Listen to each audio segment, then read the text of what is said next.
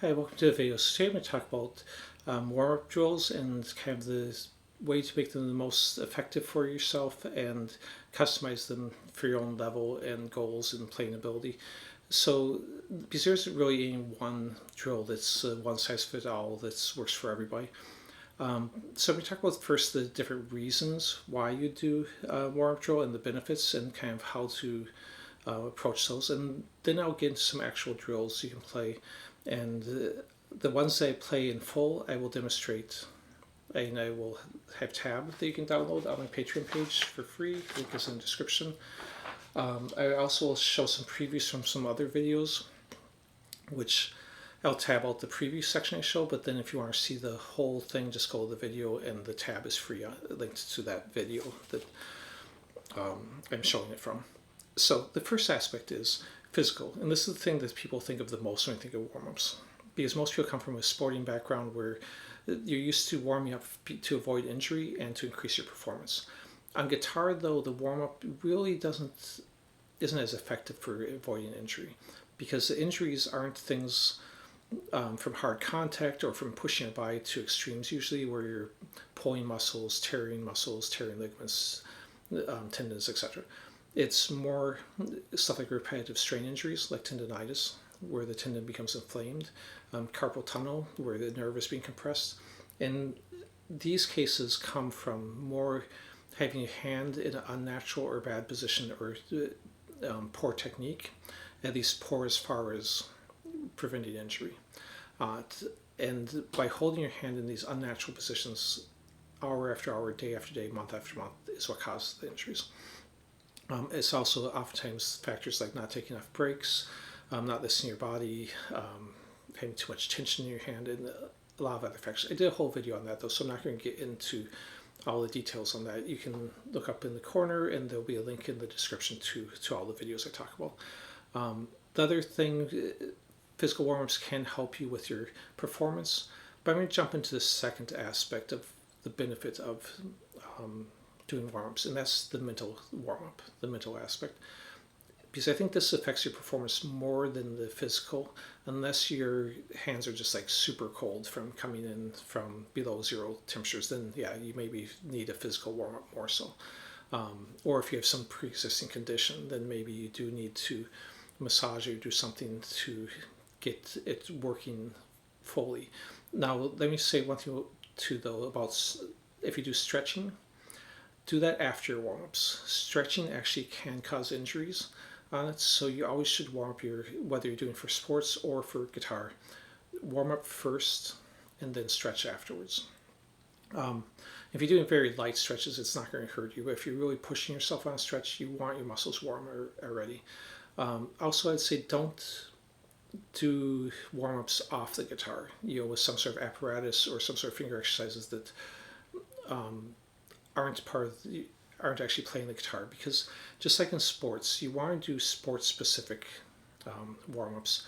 You don't want to do because something is specific to the actions you're actually going to do. So, for example, actually playing guitar will warm up the muscles more correctly and the correct muscles than doing something else. Nothing else is going to be able to duplicate playing guitar as well as playing guitar. So do your warm-ups on the guitar. Okay, now the mental aspect or mental benefits. Basically, this helps, like especially if you're going to perform in front of people, whether it's on stage or in front of a teacher. The warm-up helps you to relax. It also helps you to build your confidence. So you remind yourself, this is stuff you do all the time. This is stuff you can do.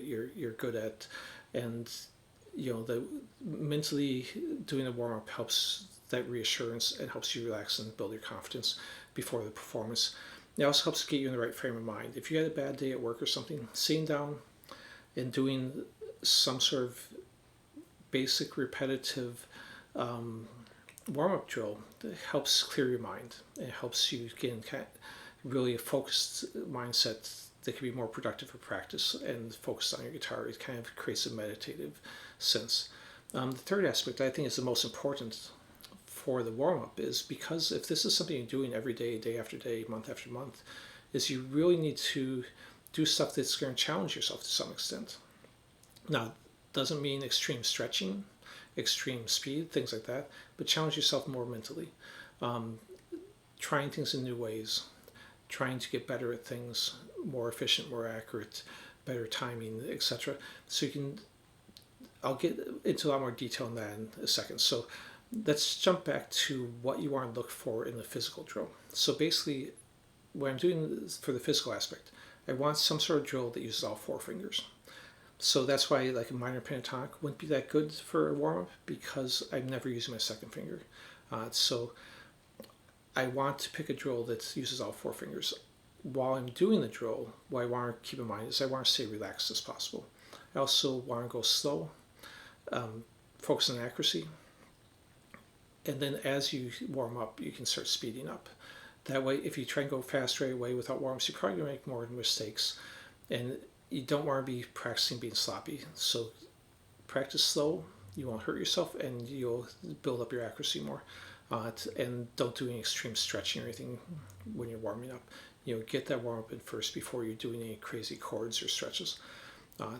When you're the mental aspect when you're doing the warm-ups, just try and keep your mind again focused on guitar, clear it of other thoughts, and try and relax. So let's go ahead and jump into some drills, and as I go through these, I'll show beginner, intermediate, and advanced, and I'll talk about different variations. So very beginner, all I'm going to show them is a lot of times the very first week of a lesson. I'll show a basic, just play all four notes, focused on good finger placement, one finger per fret, synchronizing the hands, going both directions. I usually start people at 7th fret if they're a beginner, because flexibility wise they usually have trouble reaching down here. As you get better with this, challenge yourself, move it till you can do it down here. You can also challenge yourself by mixing up the order. Maybe take any, if you think this is 1, 2, 3, 4, just pick any random numbers. So the two I tabbed out would just be 1, 3, 2, 4, then move it through the same way, then just reverse it, thinking of the pinky side as a 1, then maybe 1, 4, 3, 2, then again, same thing on the other side, and move it all the way up and down. Those though, even though I think the basic 1, 2, 3, 4 pattern is one of the best things for a beginner, isn't very good for intermediate advanced players. I would say the time to stop playing that is when you know your natural, your minor and major scales, any of your minor or major diatonic scales, and replace those instead of this. Because if I'm playing like a natural minor, I'm using, sorry, I didn't do it wrong. I'm using all four fingers on it. And, and then you won't make mistakes like that too on it if you warm up properly and are focused.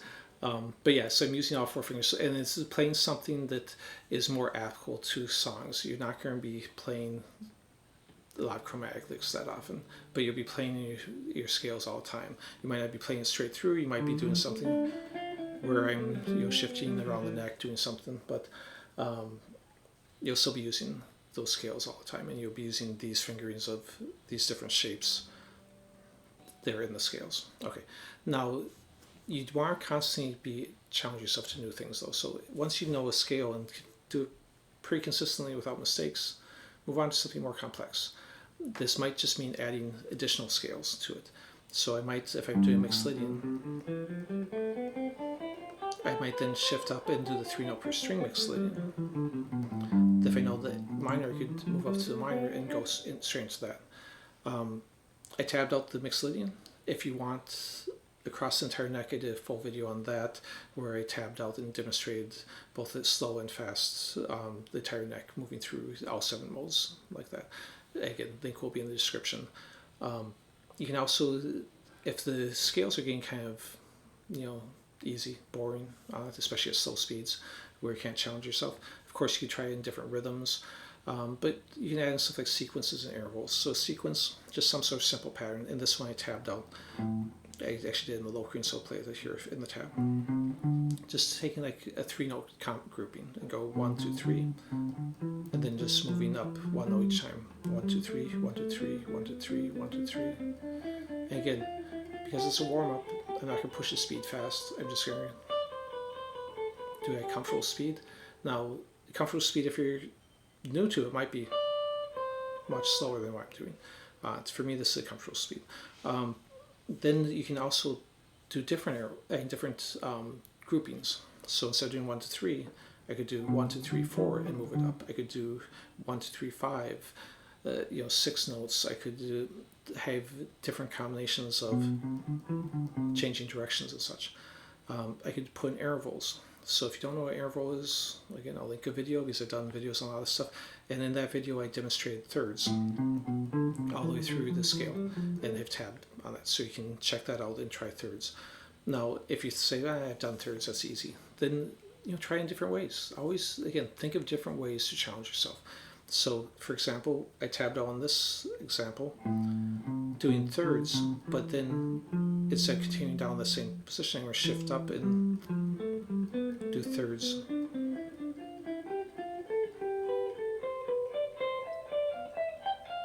And of course, you can, on any of these, just reverse it too, and just read the tablature backwards and do that. So that was down here. I basically put a line between each third or between the sequences. I guess the thirds are down here, the other sequences there, to help you see where the sequences are. You can also take arpeggios. So this is another one I tab out the first couple positions of. I can take some pattern.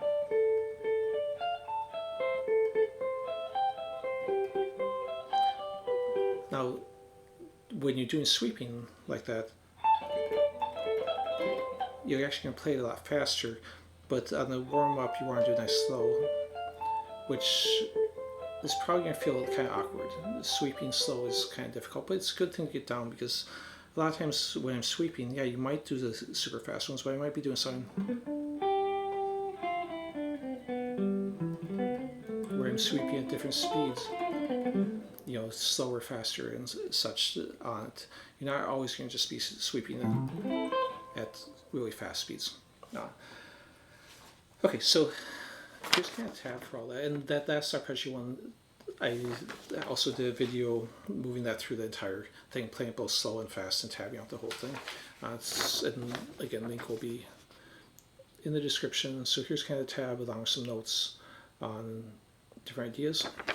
So find the exercises that work best for you. And also realize that you don't have to always warm up. If you're not playing anything extreme physically, you're not going to probably injure yourself.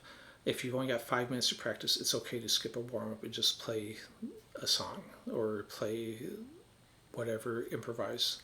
And improvising can even be part of your warm up. If you just, again, can refrain yourself from going into anything extreme, you can take and just, as long as you're playing relaxed, you can do whatever you want and just kind of move around. For me, there's almost no tension in this. That's why I can sit here and talk to you while I improvise this stuff. So a lot of times I might do a drill, I might do improvising, and I'll do something different every day a lot of times. So give some ideas to try. Please like and subscribe. Check out my other videos. Thanks for watching.